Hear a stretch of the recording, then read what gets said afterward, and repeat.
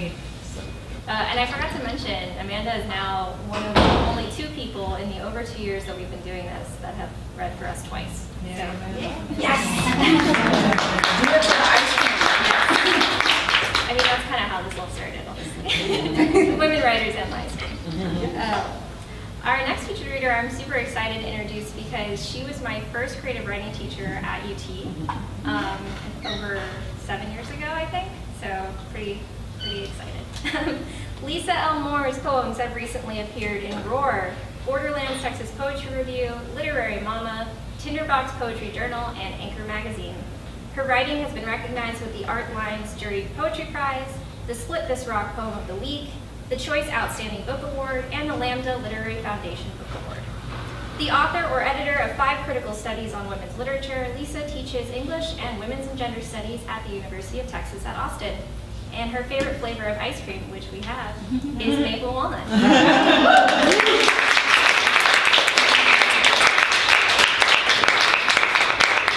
Hi, everybody. This is really a bucket list event for me. I'm so excited to be here and to be reading with Kimberly and Amanda, 2 of my favorite poets. And it's just a beautiful thing when Chandra and Anar are just taking the creative writing generational torch and passing it on and on, speaking of torch. So between the time I wrote that bio and tonight, I found out that I am going to have a chapbook published in the spring. Dancing No Press, and it's called 24 Hours of Men. So that started because I realized that looking at some poems I had written in the previous year that, for a lesbian, I sure have a lot of poems about men. And I just realized that that could be the principal for a little chapbook collection. So I'm going to read several poems from 24 Hours of Men, and one poem that's not from 24 Hours of Men, and I think you'll be able to tell which one it is, not about a man. So these are men with whom I'm at varying degrees of distance, from my sons to our sperm donor to our president. So I'll start with inauguration. Inauguration.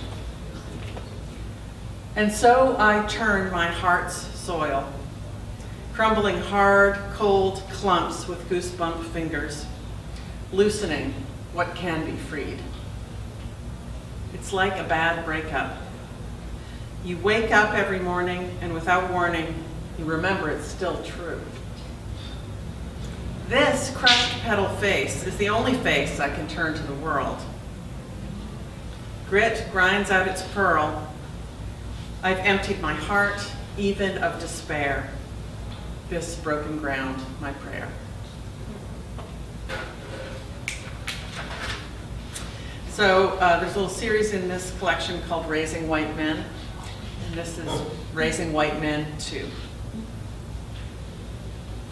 I harbored a stranger, holding him closer than anyone.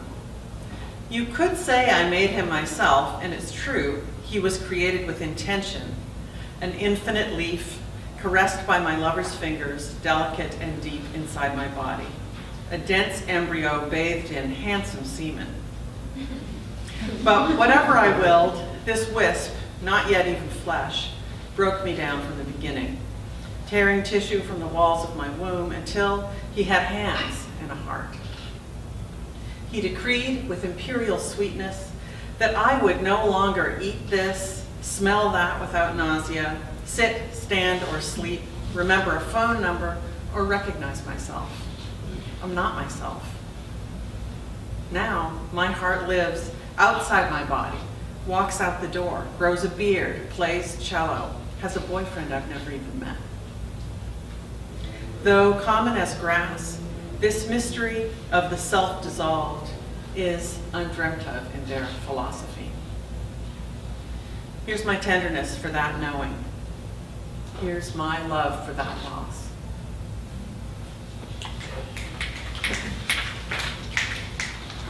This one's called Hymn, H-Y-M-N. But little pun because 24 Hours of Men. Okay. him. I'm still mad about that time we were teaching toddlers to sing This Little Light of Mine and you told me to stop bending the notes. I went out like a candle.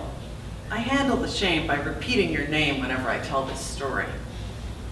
Blame my elementary school choir teacher, that standalone moment when she asked me to mouth the words, and I heard, "You are not the best." It was the era of the famed energy crisis, the year man after man, dad after dad lost his oil company job. My dad said, "If you're the best, they'll never fire you." In church, I sang loudest of all, reclaimed those unsounded syllables, proclaimed myself possessor of a voice, if not an ear. That year, I wore a brown wool skirt I made myself, and sandals Dad would only let me get by promising to take a bean out of a box for each wearing. The game was rigged to show me that what I wanted, I did not need. All the same, I heard something. A music underneath, behind, within, a soundless tune swelling a silent choir. That boundless breath bellows blew me Easter morning of that pregnant year. Too early to miss the blood or pee on a stick. Your certainty, we're pregnant. I said, we'll see. This morning, I wrapped in blankets the long-limbed, whiskery, deep-voiced, exploded embryo I felt that day.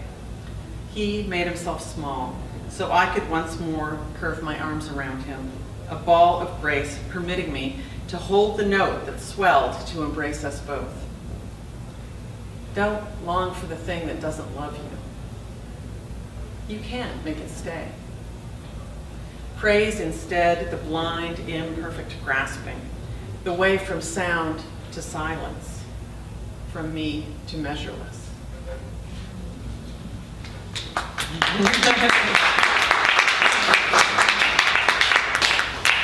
This one's called Maundy Thursday at the Megachurch. It's my son's first professional cello gig.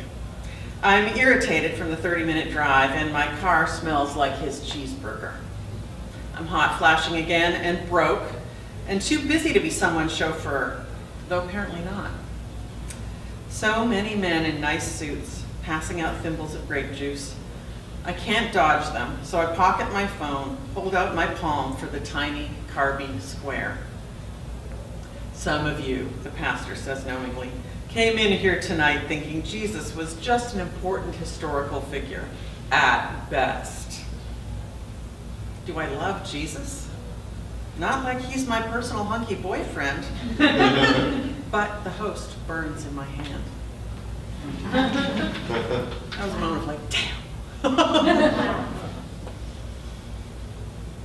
damn. So one of my beloved men was in a terrible car wreck this year, and thank God he's recovered and he's here tonight, but I have a lot of poems about those months in the hospital, weeks in the hospital. This is one of them called Lionheart Villanelle. You seem to ask what is lying on my heart, lion-hearted man. I meet your battered eyes over the heads of ER medics working their art. In a room full of bodies, everybody tries to breathe with you. Surgery pushed your ribs apart to mend your heart and shrink its swollen size. Breath of a lion, the lion in my heart might keep you from dying. Breaths that rise from my uncrushed lungs doing what you aren't. I start to roar, the floor falls away. I rise, my lion's breath a spark to yours, a start.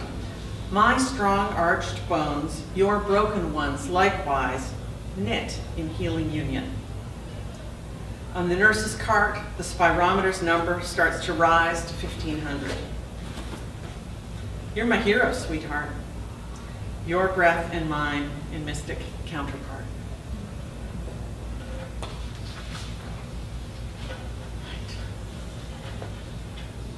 So this is a poem about the Pope, and it's called Lesbian. We're not supposed to use that word anymore. people say anymore, but in fact, 30 years ago, Kathy said it was classist and she preferred gay women. And then 20 years ago, there was queer femme, which was always okay, and dyke had its day. And yesterday, my wife's sister said she didn't like lesbian because it sounds so clinical. The Isle of Lesbos is in the news now, but not for its association with the love of girls.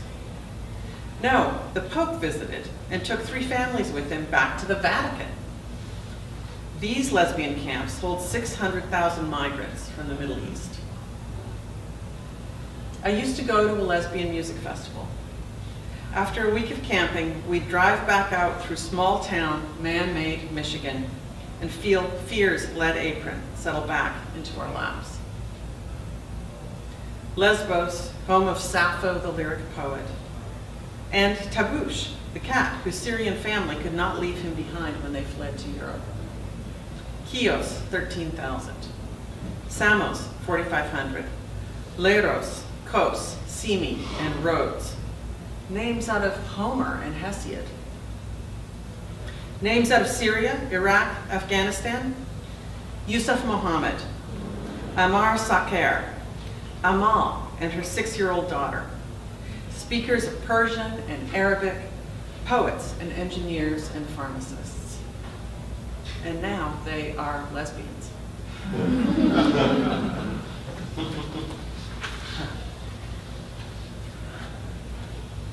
Raising White Men 3. I haven't seen a penis for a few years, since my youngest was about 8 and still needed supervision to take a bath. His uncircumcised bud and his brothers, their soft scrota as yet unfilled, were mine to wash and inspect and keep healthy, to take delicately in my fingers to make sure everything was okay, and to feel, let's face it, their delightful soft bonelessness, the velvet skin pinkened by steam, and the giggle-making games of what's going on around here that we used to play in the tub. What's going on around here? This year in North Austin, David Joseph, born 2 years before my oldest in the same hospital, was killed by police who had been called to help because David told his friend's mother that Lucifer was after him and that he was one of the 3 kings, 2 of whom had to die. He was 17 is what I'm saying. He was outdoors, he was naked, his beautiful ochre skin puckering in the dawn chill of a Texas February morning. He was the defenseless son of another Austin mother, and he was naked, like my children sometimes are, and black, like they are not, and he was killed. And I am still raising my children. They have not been killed. They will not be targeted by police who are called to help them, so help me God. And this is what I wanted for David, that he be regarded in his nakedness as in need of care, his skin a soft and beautiful envelope for somebody's child.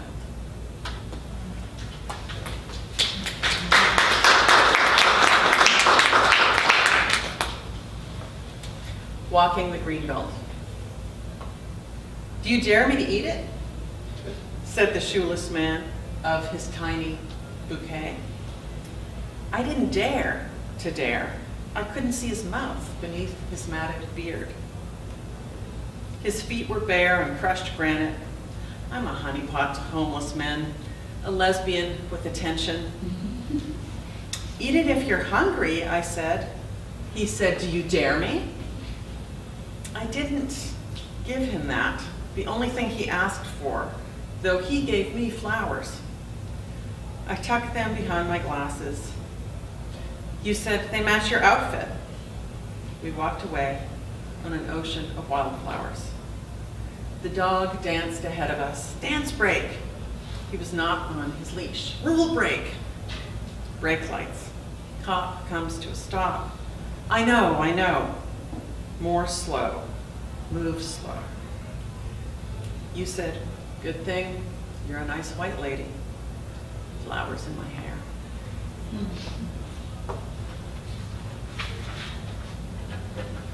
This one's not in 24 Hours of Men. This is it, and then this is, I have 3 more, so 2 more after this. Girl Home. So I'm fortunate to share a home not just with my wife and our kids, but also with Madge's mother, Barbara, who really pours a ton of creativity and skill and craft into the domestic arts. She makes our home really beautiful. So this is called In Barbara's Garden.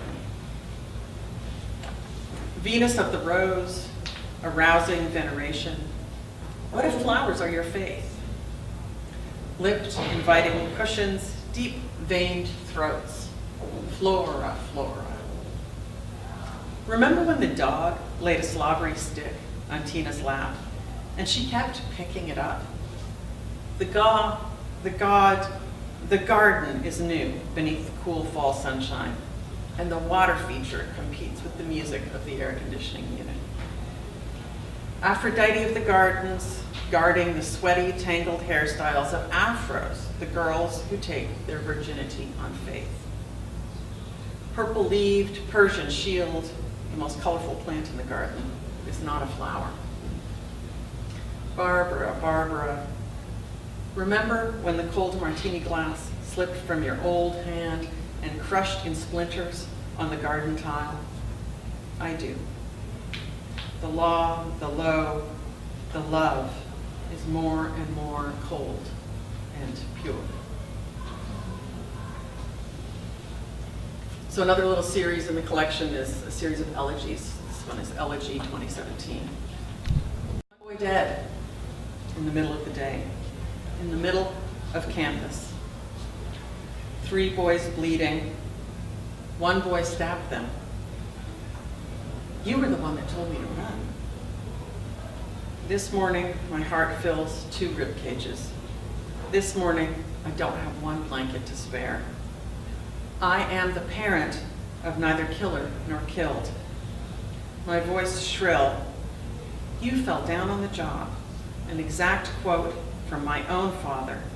Exactly the words I would never.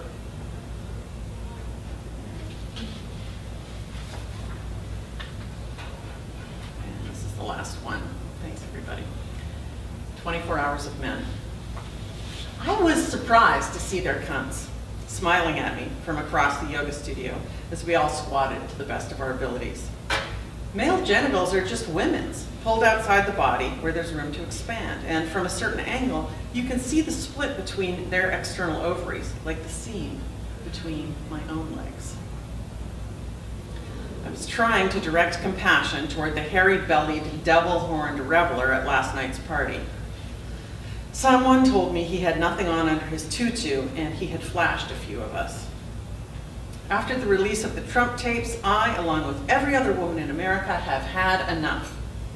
My favorite black belt told us, no is a complete sentence, and so is stop, I don't like that. And someone Trump groped 30 years ago was asked, why now? And she said, I finally realized it wasn't my fault. And it turns out to be hard to refuse someone your attention without practice. And practicing gave my friend a panic attack. So when the tutu-wearing devil tried to interrupt my conversations 2 different times with 2 different women and talk to us in his sexy devil voice, I looked each friend right in the eye and said, he is a sexual harasser. I don't want to talk to him. Each friend thought I was joking. I was not joking. This morning, I brought my heel down on my classmate Patrick's forehead as we lay on the floor, and he laughed, and we clasped hands. This morning, while squatting, my heart melted for men's vulnerability, which opened out between my friend's legs like flower after flower after flower.